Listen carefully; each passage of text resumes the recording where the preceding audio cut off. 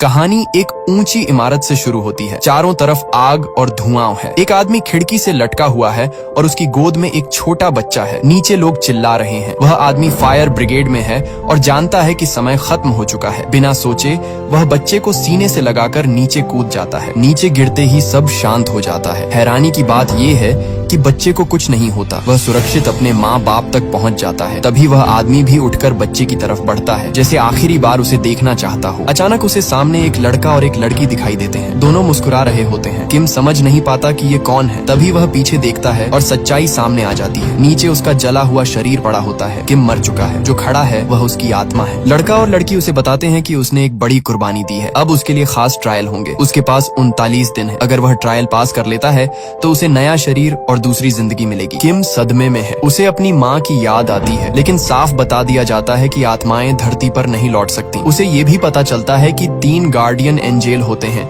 जिन्हें A, B और C कहा जाता है। अगले ही पल उसकी आत्मा एक दूसरी दुनिया में पहुंच जाती है। वहाँ कई और आत्माएं हैं, लेकिन किम को सबसे अलग सम्मान मिलता है, क्योंकि उसने एक बच्चे की जान बचाई थी। यहीं से किम की असली परीक्षा शुरू होती है, जहाँ हर फैसला तय करेगा कि उसे दोबारा जिंदगी मिलेगी या नहीं। उसे बताया जाता है कि वह एक पवित्र आत्मा है, लेकिन सिर्फ पवित्र होना काफी नहीं है। खुद को साबित करने के लिए उसे 7 अलग अलग ट्रायल से गुजरना होगा। इन सफर में उसके साथ तीनों गार्डियन एंजल्स रहते हैं, A, B और C। ये सिर्फ गाइड नहीं है, बल्कि हर मोड़ पर उसकी परीक्षा भी लेते हैं। पहला ही ट्रायल ऐसा होता है जो किम के दिल को हिला देता है। उसे उस जगह लाया जाता है जहाँ उन आत्माओं को पेश किया जाता है जिनकी वजह से किसी की मौत हुई हो, चाहे सीधे मर्डर से या अपनी लापरवाही से। किम नीचे देखता है तो चारों तरफ धधकता हुआ लावा होता है। उसमें हजारों लाखों आत्माएं तड़प रही होती हैं, अपनी सजा काटते हुए। अचानक किम की नजर एक जाने पहचाने चेहरे पर पड़ती है। उसका अपना कोलिक, वही इंसान जिसे वह बचा सकता था। उस दिन अगर वह अपनी सेफ्टी से ऊपर किसी और की जान को रखता तो शायद वो मौत न होती। वहीं खड़ा एक दूसरा एम्प्लॉय साफ शब्दों में कहता है कि ये मर्डर के बराबर है। इसके लिए सजा है 50 साल जलते हुए लावे में। तभी गॉड ऑफ मर्डर बोलते हैं कि किम को उस आत्मा से इजाजत लेकर बात करनी चाहिए। आखिर वो एक पैरागॉन है। वही एम्प्लॉय आगे कहता है कि एक पैरागॉन के लिए 5 साल की सजा भी 50 साल के बराबर होती है, इसलिए सजा कम होनी चाहिए। किम आगे बढ़ता है। उसे दिखाया जाता है कि उसका कोलिक एक भारी पत्थर के नीचे फंसा हुआ था। किम उसे उठाने की कोशिश करता है, लेकिन तभी मदद की आवाज आती है। उसका कोलिक खुद कहता है कि तुम ये पत्थर नहीं उठा पाओगे, ये बहुत भारी है, और अगर तुमने कोशिश भी की होती तो शायद किसी और की जान चली जाती। ये सब सुनने के बाद गॉड ऑफ डेथ फैसला सुनाते हैं। किम बेगुनाह है, उसे छोड़ दिया जाता है। इसके बाद चारों यानी किम और तीनों गार्डियन एंजल्स अगले ट्रायल की तरफ बढ़ते हैं। अगला ट्रायल होता है गॉड ऑफ इंडोलेंस के सामने। यहाँ उन लोगों का फैसला होता है जो आलसी होते हैं, जो अपनी जिंदगी को हल्के में लेते हैं, जो अपने काम को दिल से नहीं करते। इसी दौरान किम एक सवाल पूछ लेता है जो उसके मन में कब से था। तुम तीनों मेरी इतनी मदद क्यों कर रहे हो? एंजल सी उसे सच्चाई बताती है। अगर वे 49 आत्माओं को पुनर्जन्म दिलाने में कामयाब हो गए तो उन्हें भी दोबारा जन्म मिलेगा, लेकिन किसी भी आत्मा को वापस भेजने के लिए उनके पास 49 दिनों से ज्यादा का वक्त नहीं होता। किम एक पैरागॉन है। ऐसा माना जाता है कि वो 7 ट्रायल्स 49 दिनों के अंदर आराम से पास कर सकता है। इससे पहले ये तीनों एंजल्स 47 आत्माओं को इन ट्रायल्स से गुजार चुके हैं। किम उनकी 48वीं आत्मा है। और अब सवाल सिर्फ किम का नहीं है, उसके साथ साथ इन तीनों की किस्मत भी उसी के फैसलों और हिम्मत पर टिकी हुई है। अचानक किम एक बात साफ कर देता है, वह दोबारा धरती पर जन्म नहीं लेना चाहता। ये सुनकर माहौल और भी भारी हो जाता है, क्योंकि अब उसका दूसरा ट्रायल शुरू होने वाला होता है। इस बार उसे गॉडेस ऑफ इंडोलेंस के सामने पेश किया जाता है। वहाँ उसकी पूरी जिंदगी खोलकर रख दी जाती है। हर वो काम दिखाया जाता है जो उसने किया था, कैसे उसने अपनी जान जोखिम में डालकर दूसरों को बचाया, कैसे दिन रात काम किया, कैसे थकान और डर को नजरअंदाज करता रहा। ये सब देखते ही गॉडेस ऑफ इंडोलेंस का गुस्सा भड़क उठता है। वो किम पर चिल्लाते हुए कहती है कि तुम्हारा असली भगवान पैसा था, तुमने पैसों को ही सब कुछ माना, इसलिए सजा तो मिलेगी। अगले ही पल किम खुद को पानी के ऊपर बने एक लकड़ी के प्लेटफॉर्म पर खड़ा पाता है। नीचे गहरा पानी है और प्लेटफॉर्म धीरे धीरे पीछे खिसकने लगता है। किम संभल भी नहीं पाता कि वह गिरने ही वाला होता है। तभी एंजल A और एंजल B बिना सोचे समझे पानी में कूद जाते हैं और प्लेटफॉर्म को पकड़कर रोक लेते हैं। वे गॉडेस को बताते हैं कि किम ने कभी आराम नहीं किया। उसने गाड़ी चलाई, सफाई की, हर वो काम किया जो मिला। पैसे उसने अपने लिए नहीं जुटाए, वो सब अपनी बीमार माँ के इलाज के लिए था, अपने छोटे भाई की पढ़ाई के लिए था। ये सब सुनकर गॉडेस ऑफ इंडोलेंस थोड़ी शांत होती है। फिर वह मान लेती है कि हाँ, किम ने पैसे कमाए लेकिन लालच में नहीं, परिवार की जिम्मेदारी के लिए। उसी पल फैसला हो जाता है। किम दूसरा ट्रायल भी पास कर चुका है। इसके बाद चारों अगले ट्रायल की ओर बढ़ते हैं। अब बारी होती है डिसीट के नरक की, एक ऐसी जगह जहां उन आत्माओं को सजा दी जाती है जिन्होंने दूसरों के साथ धोखा किया हो। जैसे ही वे उस रास्ते पर आगे बढ़ते हैं, अचानक कुछ ऐसा दिखता है कि तीनों गार्डियन एंजल्स ठिठक जाते हैं, उनके चेहरे उड़ जाते हैं। ऐसा नजारा उन्होंने पहले कभी नहीं देखा था। एंजल ए धीमी आवाज में कहता है कि हो सकता है धरती पर किम के भाई या उसकी माँ के साथ कुछ बहुत गलत हुआ हो। शायद उनकी मौत नैतिक नहीं थी, शायद किसी ने धोखे से उन्हें मारा है। इससे पहले कि किम कुछ समझ पाए, एंजल बी और एंजल सी उसे संभालते हैं और बिना वक्त गंवाए अगले ट्रायल की तरफ ले जाते हैं। किम का दिल जोर जोर से धड़क रहा होता है क्योंकि अब ये ट्रायल सिर्फ उसका नहीं रहा, अब सवाल उसकी फैमिली का भी है। यहाँ किम पर एक और गंभीर इल्जाम लगाया जाता है। कहा जाता है कि जिस इमारत के गिरने से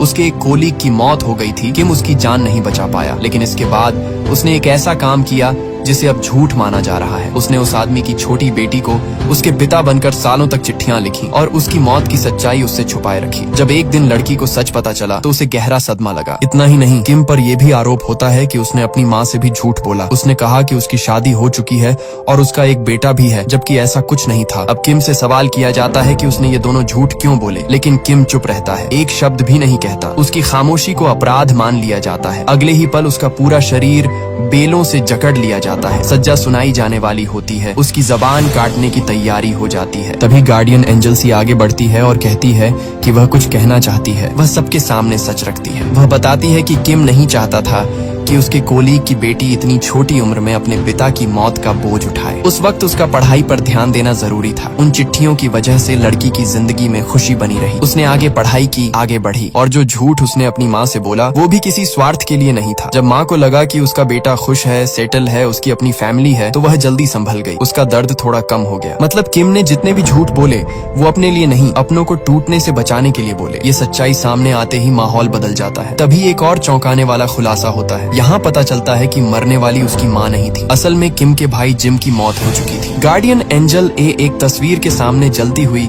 2 अगरबत्तियों के पास जाता है। वहीं से वह एक आत्मा को बाहर खींचता है। वह आत्मा जिम की होती है। उससे सवाल किया जाता है, लेकिन जिम अचानक भागने लगता है। गार्डियन एंजल ए उसका पीछा करता है, लेकिन जिम हाथ नहीं आता। तब एंजल ए अपनी शक्तियों का इस्तेमाल करता है और सीधे अतीत के उस पल में पहुंच जाता है जहां जिम की मौत हुई थी। वहां वह देखता है कि जिम का एक दोस्त उसके सामने खड़ा है। वह जिम को उसके भाई किम की मौत पर ढांढस बंधा रहा होता है। दोनों एक दूसरे से गले मिलते हैं। उसी पल अचानक बंदूक से गोली चल जाती है। सब कुछ एक सेकंड में बदल जाता है। इसके बाद जिम का दोस्त घबरा कर अपने सीनियर को वहां बुलाता है और यहीं से कहानी एक और खतरनाक मोड़ लेने वाली होती है। जब जिम का सीनियर वहां पहुंचता है तो पहली नजर में वह पूरी तरह घबरा जाता है। हालात उसके हाथ से निकल चुके होते हैं, लेकिन कुछ ही सेकंड में वह खुद को संभाल लेता है। वह उस जवान की तरफ देखता है जिससे गलती से गोली चली थी और ठंडे लहजे में कहता है कि ये जानबूझकर नहीं हुआ। अब सबसे जरूरी बात यह है कि बॉडी को ठिकाने लगाया जाए। यहीं से सच्चाई और भी डरावनी हो जाती है। जिम का अंतिम संस्कार कभी किया ही नहीं जाता। किसी को नहीं पता कि उसे कहाँ दफनाया गया, जैसे उसकी जिंदगी ही नहीं, उसकी मौत भी रिकॉर्ड से मिटा दी जाती है। अगले दिन मिलिट्री वाले जिम के घर पहुंचते हैं। उसकी माँ से कहा जाता है कि कल रात जिम अपनी नौकरी छोड़कर, अपनी पोस्ट छोड़कर कहीं चला गया है। बस इतनी सी बात, न कोई सवाल न कोई जवाब। माँ कुछ समझ भी नहीं पाती और उसका बेटा हमेशा के लिए गायब कर दिया जाता है। उधर जिम की आत्मा भटक रही होती है। गार्डियन एंजल्स उसे ढूंढ लेते हैं और एक इमारत के सहारे उसे अपने घेरे में ले लेते हैं। उससे कहा जाता है कि अब सब छोड़ दो, हमारे साथ चलो ताकि तुम्हें पुनर्जन्म मिल सके। लेकिन जिम का गुस्सा फूट पड़ता है। वह साफ कह देता है कि उसे पुनर्जन्म नहीं चाहिए, उसे सिर्फ बदला चाहिए उन्हीं 2 लोगों से जिन्होंने उसके साथ ये सब किया। जब उससे उसके भाई का नाम लिया जाता है तो वह और भी कड़वा हो जाता है। वह कहता है, कौन सा भाई? वही जो 15 साल पहले हमें हमेशा के लिए छोड़कर चला गया था। मैं किसी भाई को नहीं जानता और मैं वापस नहीं जाऊंगा। मैं बदला लेकर रहूंगा। उसकी आवाज में दर्द होता है, लेकिन उससे ज्यादा तन्हाई। ऐसा लगता है जैसे उसकी बातें किसी और की जिंदगी से भी जुड़ रही हों, जैसे वही जगह हो जहां उसे दफनाया गया था, वही सच्चाई जिसे किसी ने कभी बाहर आने नहीं दिया। इसी बीच एक और सच सामने आता है। जिसने जिम को दफनाया था वो उसका दुश्मन नहीं था, वो उसका सबसे अच्छा दोस्त था। वही दोस्त जो आज पछतावे की आग में जल रहा है। उसने ये सब इसलिए किया क्योंकि वो जिम से बेइंतहा प्यार करता था, लेकिन अब उसका बोझ उसकी रूह तक को जला रहा है। वो टूटते हुए कहता है कि उससे ये सब देखा नहीं जा रहा। जिम मर रहा है, तड़प रहा है। वह गार्डियन एंजल्स से मदद की गुहार लगाता है, लेकिन जवाब ठंडा और सख्त सख्त होता है। गार्डियन एंजल ए कहता है कि वो ऐसा नहीं कर सकते। इस दुनिया में जीवन और मृत्यु का जो चक्र है उस पर उनका कोई अधिकार नहीं, उसे बदलना उनके नियमों के खिलाफ है। उधर दूसरी दुनिया में किम को दिखाया जाता है कि अब तक वह 3 ट्रायल्स पास कर चुका है, वह आगे बढ़ चुका है। अब उसका चौथा ट्रायल सामने है, लेकिन इस बार कहानी पलट जाती है। चौथा और 5वां ट्रायल किम का नहीं होता, ये ट्रायल किसी और के लिए होते हैं। अब कहानी उन ट्रायल्स की तरफ बढ़ती है जिनका नाम सुनते ही रूह कांप जाए। Hell of injustice, hello on off betrayal और फिर हेल ऑन ऑफ वायलेंस। जैसे ही ये तीनों हेल ऑन ऑफ वायलेंस में पहुंचते हैं, माहौल अचानक बदल जाता है। यहीं किम पर एक ऐसा इल्जाम लगाया जाता है जो सबको चौंका देता है। कहा जाता है कि एक बार उसने अपने छोटे भाई जिम को बेरहमी से पीटा था। उस दिन जिम पहले से ही बीमार था। ये आरोप इतना भारी होता है कि किम के पास कोई जवाब नहीं बचता। वो कुछ कहना चाहता है लेकिन शब्द ही नहीं निकलते। सजा सुनाई जाने ही वाली होती है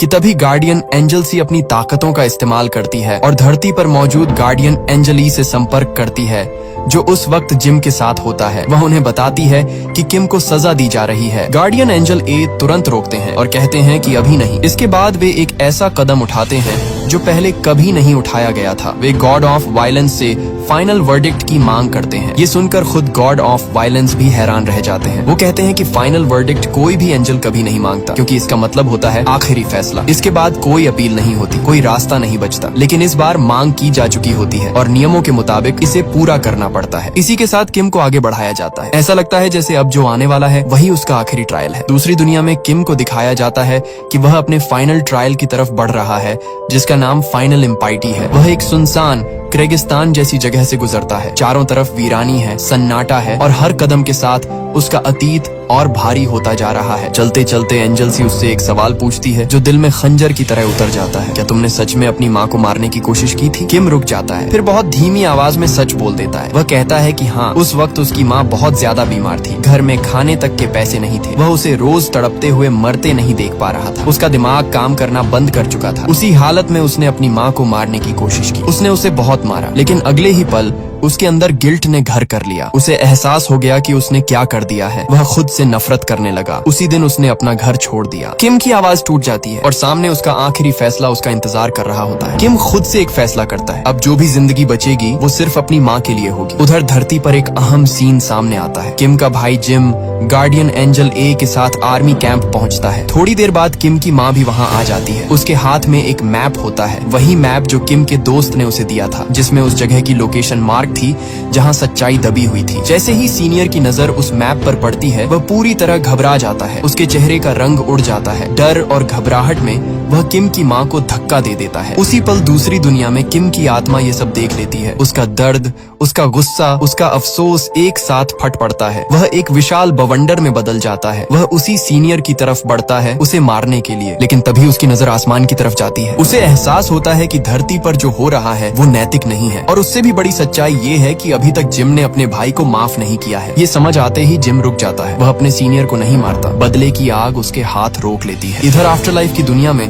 किम को उसके आखिरी ट्रायल के लिए पेश किया जाता है। उसे साफ साफ बताया जाता है कि अगर वह ये ट्रायल पास कर लेता है तो उसे दोबारा धरती पर जन्म मिलेगा। उसके सारे गुनाह उसके सामने रखे जाते हैं। बताया जाता है कि उसने अपनी माँ को मारने की कोशिश की थी, हालांकि उस वक्त उसे लग रहा था कि उसकी माँ सो रही है। किम बिना किसी बहाने के आगे बढ़ता है। वह यमराज से कहता है कि मुझे सजा दो, मैं इसका हकदार हूँ। यमराज के दूत उसकी सजा सुनाने ही वाले होते हैं कि तभी मिट्टी और रेत से एक विशाल आकृति उभरती है, किम की माँ की तस्वीर। अगले ही पल किम खुद को एक सपने जैसी जगह पर पाता है। वह अपनी माँ के सामने खड़ा होता है। पहली बार बिना डर, बिना झूठ के वह सब कुछ सच सच बता देता है। हर गलती, हर गुनाह, हर पछतावा। उसकी माँ उसे देखती है और बेहद सुकून भरी आवाज में कहती है, इसमें तुम्हारी कोई गलती नहीं है। और उसी पल किम के अंदर सालों से जमा बोझ टूटने लगता है। लेकिन सच्चाई ये होती है कि पिछले 15 सालों में किम ने जो भी मेहनत की, जो भी दर्द सहा, वो सिर्फ अपनी माँ और अपने भाई के लिए था। उसने पैसे अपने लिए नहीं कमाए। उसने हर जोखिम इसलिए उठाया ताकि उसका भाई पढ़ सके और उसकी माँ का इलाज हो सके, और आखिरकार यही हुआ भी। ये सब जानने के बाद यमराज खुद रुक जाते हैं। वो कहते हैं कि अगर किम के भाई ने भी दिल से उसे माफ कर दिया होता तो किम को कभी इतनी लंबी परीक्षा से गुजरना ही नहीं पड़ता। फिर भी नियत और बलिदान को देखते हुए फैसला सुना दिया जाता है। किम अपने छठे और सातवें दोनों आखिरी ट्रायल पास कर चुका है। यमराज उसे देखते हुए कहते हैं कि अब तुम धरती पर दोबारा जन्म ले सकते हो। उसी पल किम की आत्मा एक अलग ही रोशनी से चमक उठती है। सच्चाई और पवित्रता की लौ से दमकती हुई उसकी रूह धीरे धीरे आगे बढ़ जाती है। धरती पर एक आखिरी सीन दिखाया जाता है। किम का भाई जिम खड़ा होता है। उसके सामने एंजल एंजल ए और एंजल बी होते हैं। उनके हाथ में एक कार्ड होता है, पैरागॉन का कार्ड। यही सबूत होता है कि किम सिर्फ एक आम आत्मा नहीं था, वह एक पैरागॉन था। उसकी आत्मा सच में पवित्र थी। लेकिन कहानी यहीं खत्म नहीं होती। एंजल्स बताते हैं कि अब उन्हें एक और आत्मा को 49 दिनों के अंदर न्याय दिलाना है, यानी उसका पुनर्जन्म करवाना है। अगर वे इसमें भी कामयाब हो गए तो सिर्फ उस आत्मा को ही नहीं बल्कि उन्हें खुद भी पुनर्जन्म मिलेगा। आखिरी शॉट में तीनों गार्डियन एंजल्स आगे बढ़ते दिखाई देते हैं। एक और आत्मा, एक और अधूरी कहानी और एक और मौका मुक्ति का। अब यहाँ से